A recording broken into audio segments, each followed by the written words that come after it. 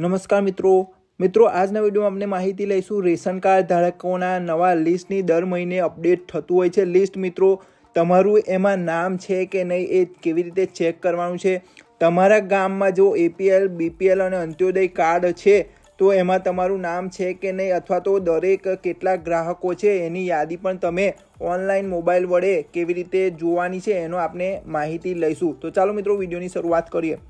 તો સૌથી પહેલાં તો તમારે કોઈ પણ બ્રાઉઝરમાં તમારે અહીંયા ટાઈપ કરી લેવાનું છે IPDS ગુજરાત।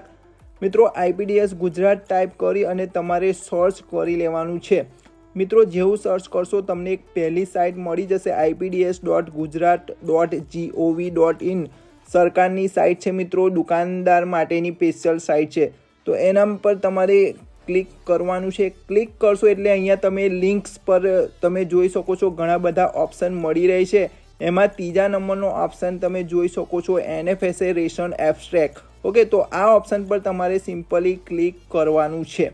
મિત્રો તમે જે રીતે ક્લિક કરશો એવું અહીંયા તમને આ રીતે ઓપ્શન આવી જશે।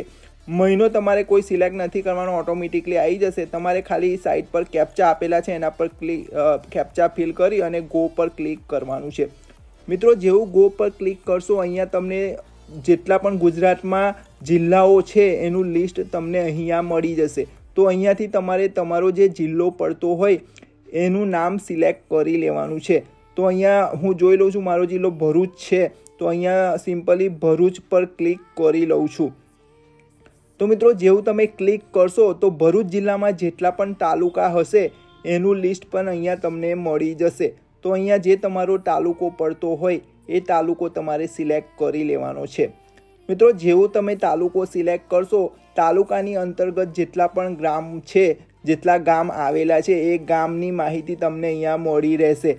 તો સિમ્પલી તમે અહીંયા જોઈ શકો છો ઘણા બધા જેટલા ગામ હતા એ ગામની માહિતી આપણે અહીંયા મળી ગઈ છે।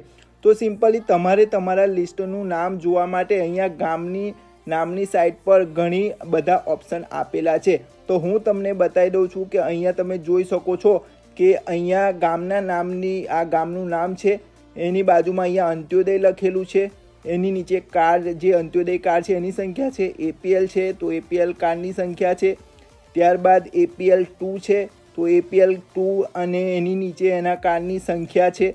તો એ રીતે તમે જે કાર્ડ હોય એની સંખ્યા અહીંયા આપેલી છે। તમે BPLની યાદી પણ અહીંયાથી જોઈ શકો છો, BPL છે એની નીચે કાર્ડની સંખ્યા છે। તો મિત્રો આટલી સંખ્યા હોય છે અને તમારે એનું લિસ્ટ ચેક કરવું હોય તો તમારે એ સંખ્યાનો ઓપ્શન છે તો હું તમને બતાવી દઉં છું। અહીંયા જોઈ શકો છો અંત્યોદય 47 છે તો એના પર હું ટિક કરીશ, ક્લિક કરીશ તો એની અંદરના જેટલા પણ લિસ્ટ હશે 47 જણનું એ લિસ્ટ અહીંયા ઓપન થઈ જશે। તો તમે અહીંયા તમારું નામ જોઈ લેવાનું છે કે તમારું નામ અંત્યોદયની યાદીમાં છે કે નહીં। જો મિત્રો તમારું નામ અંત્યોદય યાદીમાં ના હોય તો તમારે સિમ્પલી અહીંયા બેકનો ઓપ્શન આપેલો છે એના પર ક્લિક કરી ફરી બેક થઈ જવાનું છે અને બીજી જે યાદી હોય APL કે BPLની એમાં તમારે ચેક કરી લેવાનું છે। તો આ રીતે APLની યાદી પર ક્લિક કરીશું તો જેટલા પણ રેશન કાર્ડ APLના હોય તમારા ગામના એ દરેકની માહિતી તમને અહીંયાથી મળી જાય છે અને તમે તમારું નામ અહીંયાથી ચેક કરી શકો છો। મિત્રો ઘણા ટાઈમથી જે સાયલન્ટ થઈ ગયા હતા કાર્ડ એ પણ સરકાર દ્વારા ચાલુ કરી દેવામાં આવ્યા છે। જો તમારું કાર્ડ સાયલન્ટ થઈ ગયું હોય અને તમારે જથ્થો મળતો ના હોય તો એકવાર અહીંયા આવી અને ચેક કરી લેજો કે તમારું કાર્ડ ચાલુ થયું કે નથી। તો બસ મિત્રો આ રીતે તમે તમારા ગામનું લિસ્ટ ઘણી સરળતાથી જોઈ શકો છો। તો મિત્રો આશા રાખું છું વિડીયો ગમ્યો હોય તો લાઈક કરજો, શેર કરજો અને ચેનલ પર નવા હોય તો ચેનલ પર સબસ્ક્રાઈબ કરી લેજો। મળીશું નવા વિડીયોમાં નવી ઇન્ફોર્મેશન સાથે। ત્યાં સુધી રજા આપજો। જય હિન્દ, જય ભારત।